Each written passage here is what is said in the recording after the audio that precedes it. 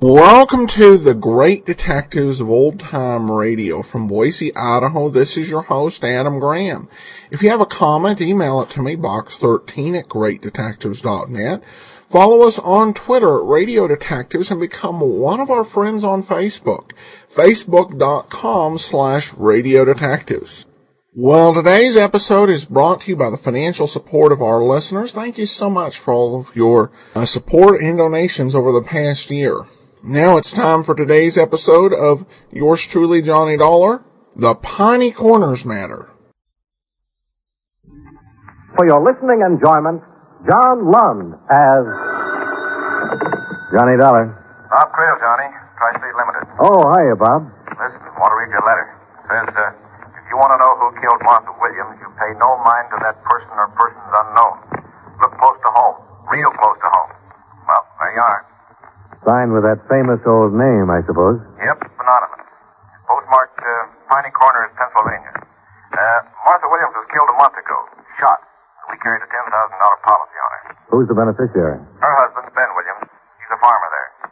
The coroner's jury brought in an open verdict. We're about ready to pay off the policy, but now... How about it, Johnny? Piney Corners, huh? All right, Bob. Provided I can find it on the map.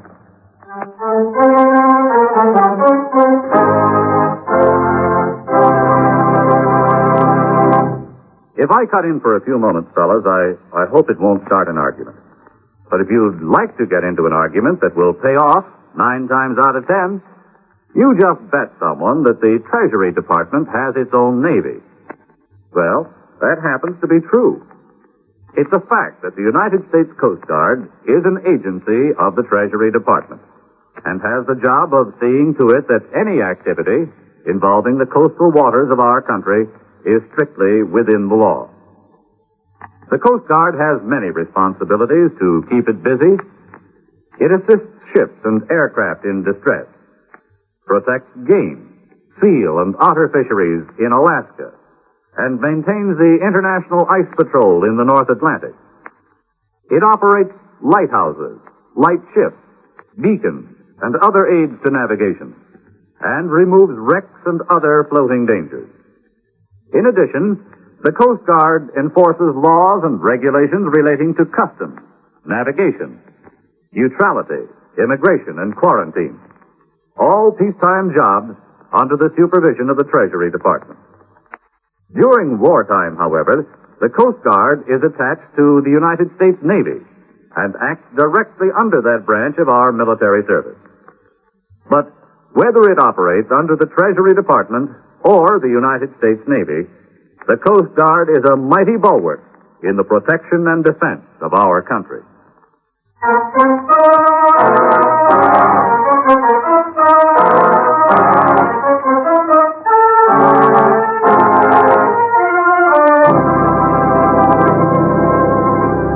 Expense account submitted by Special Investigator Johnny Dollar to Home Office, Tri-State Assurance Company Limited, Hartford, Connecticut. The following is an accounting of expenditures during my investigation of the Piney Corners matter. Expense account item 1, $48.40. Transportation to Piney Corners. A town of 1,200 people, 1 inn, 1 restaurant, 1 general store, and 1 constable. A lantern-jawed man of middle age named Jake Finley. Lived here all my life, Mr. Dollar. First murder we ever had. Don't rightly know just how to go about dealing with it. Well, maybe between us we can come up with something. I hope so. Ain't much I can give you in the way of facts, though. Clues, I guess you call them. The woman's dead, and that's about it. Could have been an accident, even. What do you mean, accident? Hunters from the city come through here regular, shoot at anything that moves. One of them might have done it unintentional, then got scared and run. A city hunter with an old-fashioned squirrel rifle? That's what this bullet was fired from. Well, I said it could have been accidental. I didn't say it was. I reckon somebody meant to kill her, all right. Only trouble, though, I can't figure anybody that might have had a reason to. What about this slug? The ballistics boys make anything out of it? Nope. Too flattened out. Sent it clear to Philadelphia. They said there wasn't any way of telling what particular rifle it came from. And pretty near everybody in the township's got one of them guns. No, it's like I said. No clues, not to speak of. There are people, though, Jake, with different motives and different capabilities. And one of them did it. Not the one you're figuring most on, though, Mr. Dollar. Her husband, you mean, Ben Williams? Why not? Ain't the type. Like you said about capabilities, he wouldn't kill anybody. You'll see when you meet him. Well, then suppose we meet him. All right. Farm is just outside of town. I'll drive you out there. But the township's kind of frugal with money, and I will have to ask you to pay for the car expense. Fair enough. Maybe we could make a couple of other calls, too. I'd like to talk to the coroner. You already have. I'm the coroner. Well, let's go.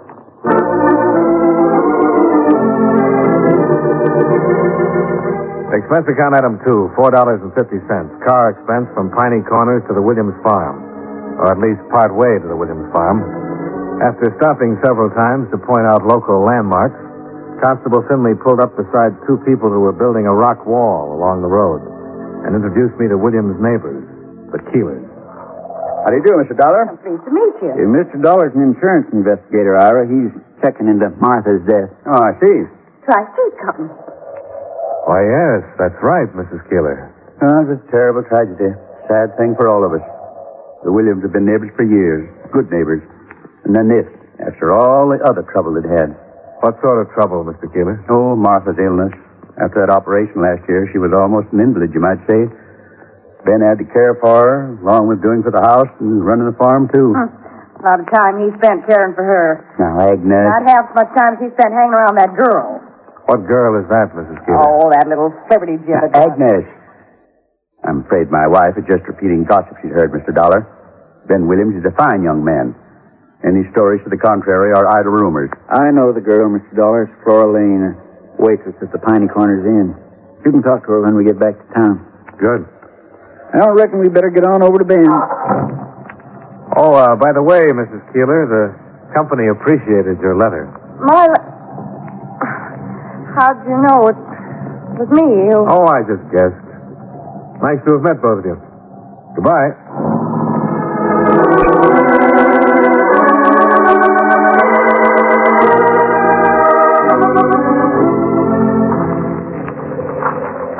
Well, it ain't much farther now.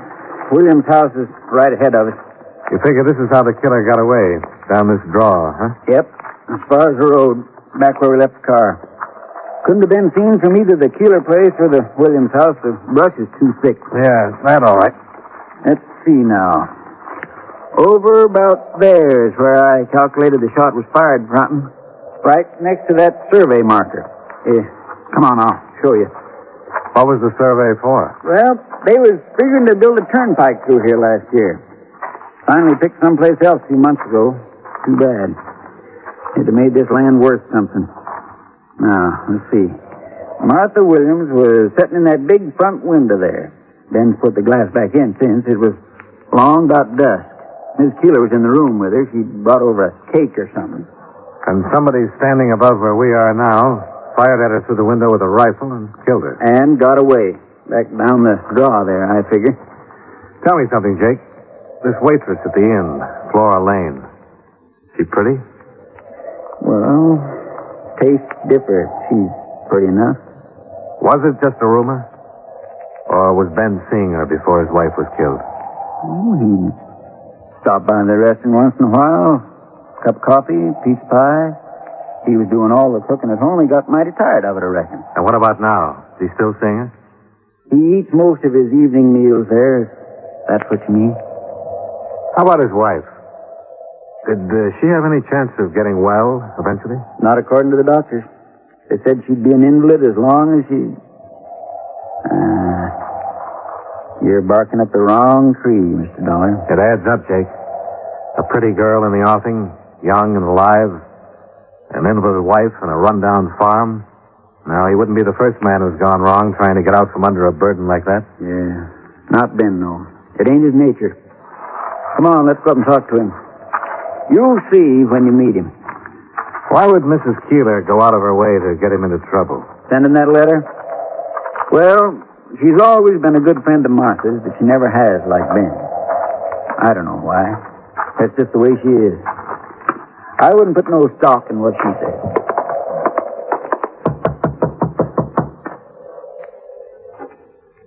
I don't see much sign of life. Well, Ben's in and out. You never know. Sounds like somebody's coming around the house. Guess he was working out in the barn. You're looking for... Oh, a constable. All right, Tom. Fine, Mr. Finley. Ben around? Nope, he ain't here. I've been working out back, fixing a spreader. Miss Williams ain't here, though. Any idea when he'll be back? Nope, he didn't say. You can go in and set, though, if you want. Yeah, maybe we will. Oh, this is Mr. Dollar, Tom Smith. Howdy. Why? Tom does odd jobs for Ben, some of the other farmers. Works around here and there. I see. Were you working here the day Mrs. Williams was killed, Tom? No, I wasn't even near here. Anybody that says so is lying. I was clear over on the other side of town. Shall we go inside, Mr. Dollar? Okay. I'll see you, Tom. He gets kind of excited when he thinks he's accused of anything. He's not much on brains, you know. Has he ever been in trouble with the law? Well, petty stuff. Shooting game out of season, mostly. Oh? Is he a good shot? Dead shot. Never misses.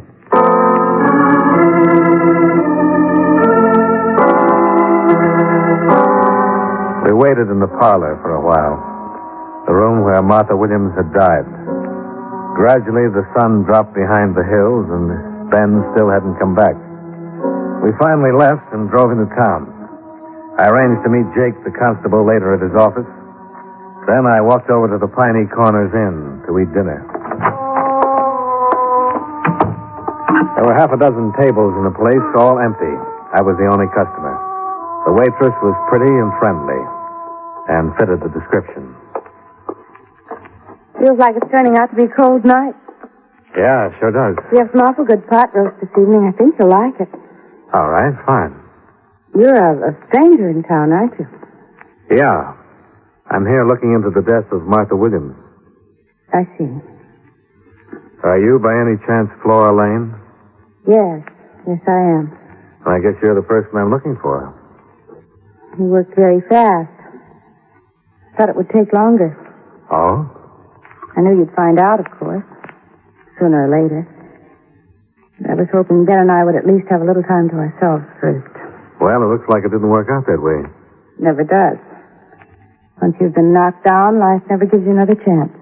Did Martha have a chance? I wouldn't have done anything to harm her marriage. Didn't let on to Ben how I felt. Not once. Not until after she'd been killed. That's considerate of you. And I know he didn't give me one thought as long as she was alive. Not in his nature. So I've heard. Doesn't it mean anything at all when a person's acquitted? Acquitted? Acquitted of what? Well, that other... I thought you knew. I thought that's what you... Maybe you better tell me about it, Flora. I'll find out anyway. Now that I know what to look for. Yes, you could, easy. 4 years ago in Chicago, I was working as housekeeper for a family. The wife died suddenly.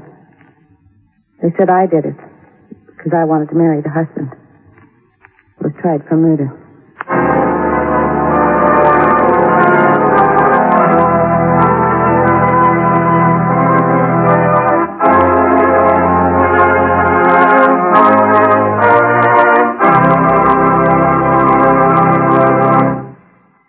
You know, many great men have attained the highest office in our land, the presidency of the United States. Can you guess the name of this man? He was third vice president to become president through the death of the man holding that office. A man of limited education, he was taught to read and to write by his wife. In 1862, when Tennessee threatened to secede from the Union, he was appointed military governor of occupied Tennessee by President Lincoln. As president, by a threat of war, he stopped Napoleon's attempt to seize control of Mexico, and his administration saw the beginning of the Reconstruction era. A senator before he became president, he was reelected to the Senate after his presidential term of office was over. If you don't have his name by now, here are two more clues.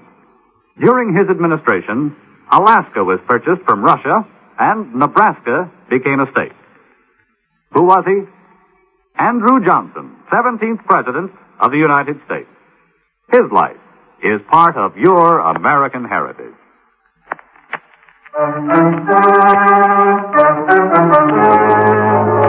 And now, with our star, John Lund, we bring you the second act of Yours Truly, Johnny Dollar.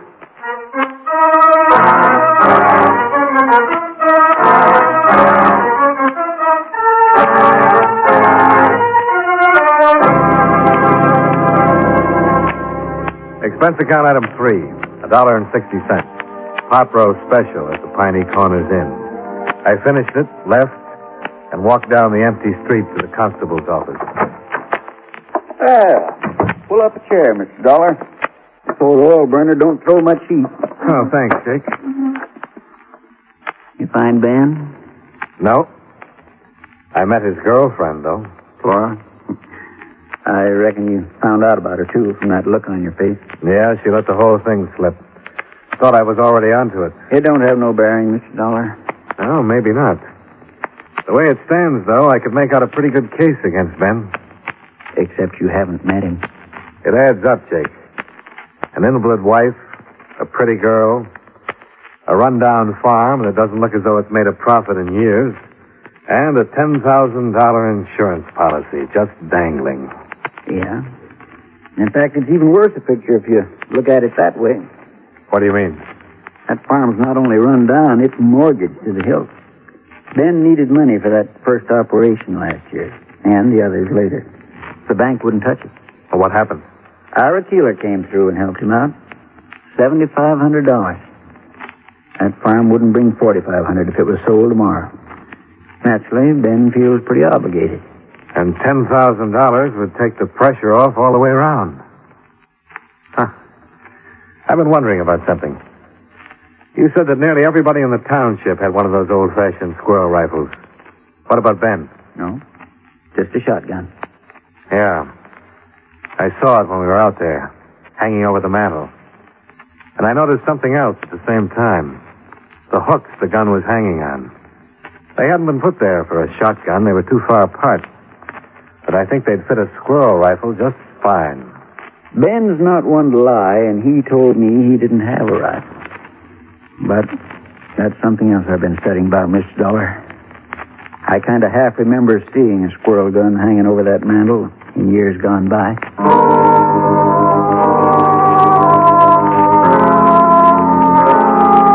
Expense account item 4, $4.50. Car expense for another trip with the constable out to the Williams farm.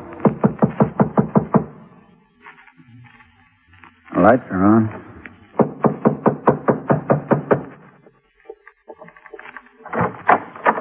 Oh, evening, Jake. And Ben, I'd like you to meet Mr. Dollar. Hi. How are you? Well, turning sort of cold out, huh? Yes, it is. Mind if we come inside, Ben? Oh, sure. Sorry, Jake. Come on back to the kitchen. That's the only room I keep a fire in. Pull a couple of chairs out from the table there. Thanks. I'll see if I can shake this grate down a little. Get the draft started. You, got some business out this way, Jake? Well, yes. As a matter of fact, we're here to talk to you, Ben. Oh? Mr. Dollar here is an investigator for the insurance company that's got the policy on Martha. He aims to find out who killed her. Oh, I see. You got any idea about it yet, Mr. Dollar? Yes, an idea, but nothing more than that. You mind telling me? No, I don't see any reason not to put the cards on the table. The way things stack up right now, looks like maybe you killed her, Ben. That's a lie. Well, I wouldn't harm a hair on her head. I said looks like. Looks can be deceiving.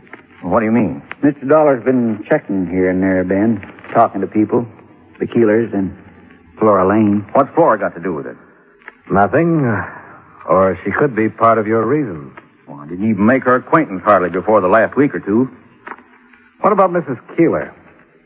She's a friend of yours, isn't she? Well, she's a good friend of Martha's.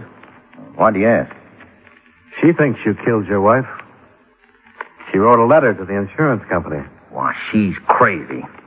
I always knew she never liked me, but I didn't figure she'd go that far. Ben, whatever happened to that squirrel rifle you had around the house? A week before Martha died, somebody... Well, how'd you know I had it? What happened to it, Ben? Jake, I didn't lie to you, actually. You asked me if I had a rifle, and I said no. And I didn't then. You didn't ask me if I had one. Where's the rifle now, Ben? Well, I don't know, Mr. Dollar. It was stole the week before Martha was killed, and I ain't seen it since. You didn't say anything to me about it being stole. How come you didn't report it? Because Martha asked me not to. She thought she knew who took it, and she wanted to give them a chance to make good. And she was like that, always giving people a chance. But after she was gone, after she'd been shot by that same kind of rifle, you still didn't report it. Because of how it would make things look. Reporting afterward that the gun had been took before. Don't you see?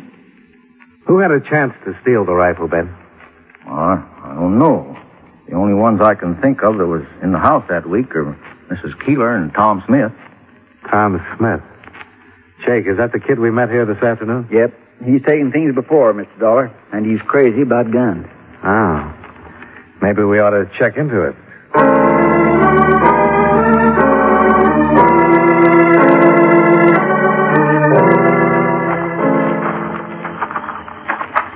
It's around here back to the feed store, Mr. Dollar. Kind of a shack on the corner of the lot.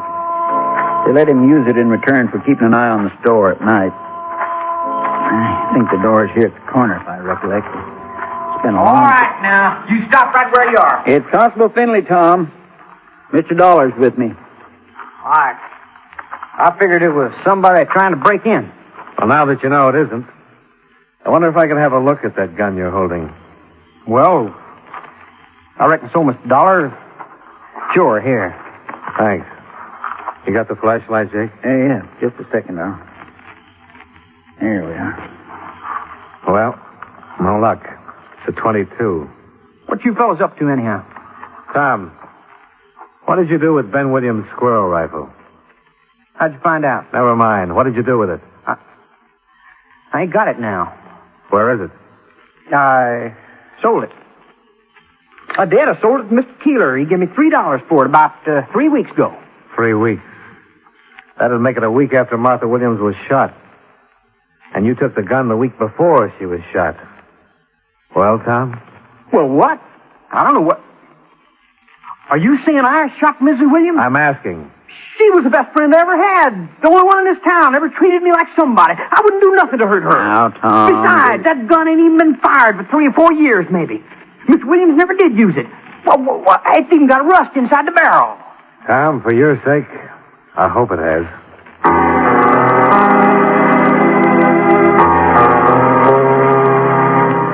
Expense account item 5, another $4.50 for the loan of Jake Finley's car to drive out to the Keeler farm and pick up the stolen rifle. As I walked up to the porch, the door opened. Oh. Evening, Mrs. Keeler. Oh, it's you, Mr. Dollar. Is your husband at home? Oh, yes. He's in there working on his accounts. Mr. Dollar, about that letter, it was a terrible thing to do. Well, I don't really think Mr. Williams had anything to do with Martha's death. And I don't hate him either. In fact, not that Ira isn't steady and reliable, but life on a farm isn't easy for a woman at the best. And she wants more than just cold, hard profits and grasping for more and more money. She gets silly notions. Mrs. Keeler, I don't... She wants warmth, that's all. Nothing more. And Ben wouldn't even pay any attention to me, Mr. Dollar. You understand? Yes. I think I do. You go right on in. I have to take these preserves over to Miss Daly. I don't know why I told you all that. Good night, Mrs. Keeler. Mr. Keeler? In here. Come on in. Sorry to bother you this time of night. Oh, Mr. Dollar. Just finishing up my last year's account book. What can I do for you? Well, unless I've been misinformed, you bought a squirrel rifle from Tom Smith a while back. Yeah, that's right. Hanging there over the fireplace. $3. Quite a bargain. Of course, I wouldn't be surprised if he stole it somewhere. He did. From your next-door neighbor, Ben Williams. I'm out $3. Well, I'll take it over to Ben in the morning. I wonder if I could look at the gun, Mr. Keeler. We're trying to check on Tom's story. Of course, go right ahead. I'll just finish this total while you're doing it, and we'll have time for a chat. Fine. He went back to the ledgers on the table in front of him, and I reached up and took the rifle down from the hooks over the mantel. Tom Smith had told the truth. There was rust in the barrel and on the breech. The gun hadn't been cleaned nor fired. But I saw something else, too. The hooks over the fireplace. They were old and rusted and set firmly into the mortar. They'd been there for years. Find out what you were after, Mr. Dollar? More than I was after. I know who killed Martha Williams. Tom Smith? Murders are ordinarily committed because of hate or for gain. Now, hate didn't seem to fit in this case, but gain did. Who benefits? At first glance, Ben Williams, the beneficiary of the insurance policy. Oh, I don't believe it. No, neither did I, not completely. Didn't quite add up. Maybe it was too obvious. No, it wasn't Ben, Mr. Keeler. It was somebody who stood to benefit even more than he did from that $10,000 policy. Who? Somebody who made a $7,500 loan out of kindness. That in itself should have tipped me off, Mr. Keeler. As Jake says, it wasn't in your nature. My nature? And of course it wasn't kindness. It was good business at the time, because a turnpike was being planned that would make the farm worth twice that loan. But the road fell through, and you were stuck with a worthless farm, unless Ben could get money to pay you. I imagine that's when you started thinking about murder. You're accusing me of murder, Mr. Dollar? Those hooks over the mantel have been there a long time. Where's the rifle that hung there before you bought this one from Tom Smith? There might not have been one.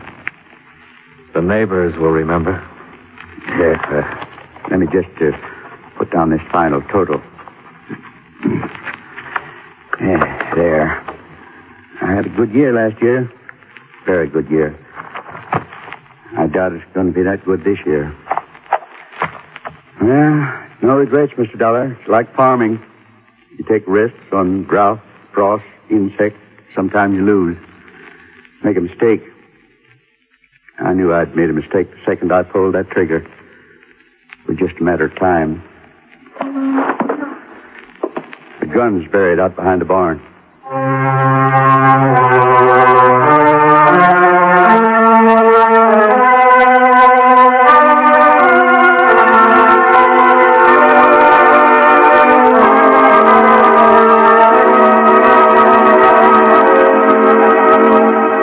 Expense account item 6, $57.20. Incidentals and transportation back to Hartford.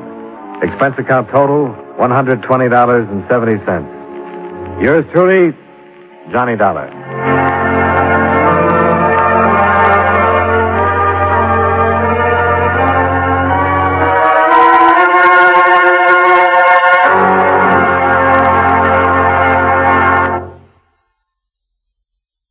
Welcome back. Now, if you do want to play that trivia game, you better not ask a friend if the Treasury Department has a Navy and hope to get by with the Coast Guard. Because if they say no, they're right. Because the Coast Guard now reports under the Department of Homeland Security. And I believe that before that they reported under the Department of Transportation, which of course didn't exist in 1954. This was a fascinating episode. This was made into one of the 5-part stories, and I think they changed the location of the town to New England, which kind of worked with the old-time radio's view of small-town New England as this place of quiet goodness and common sense. The sort of difference of opinion between the local constable and Johnny Dollar here, I think, is it's classic, and I love the way that the case works out, using, in fact, the constable's method and his way of thinking in order to be able to figure out and solve this first murder in so many years in this small town. So some very good dynamics, and I think this is going to be one of those that's this was, I think, very good even on its own merits, but I think stretched out over 5 parts. It's been a couple of years since I listened to it. I think it was even better. All right, well, that will do it for today. We'll be back next Friday with another episode of yours truly, Johnny Dollar. And join us on Monday for the adventures of Frank Race. In the meantime, send your comments to box13 at greatdetectives.net. Be sure and rate the show on iTunes. Whether you write a review or not, it is truly appreciated. But from Boise, Idaho, this is your host, Adam Graham, signing off.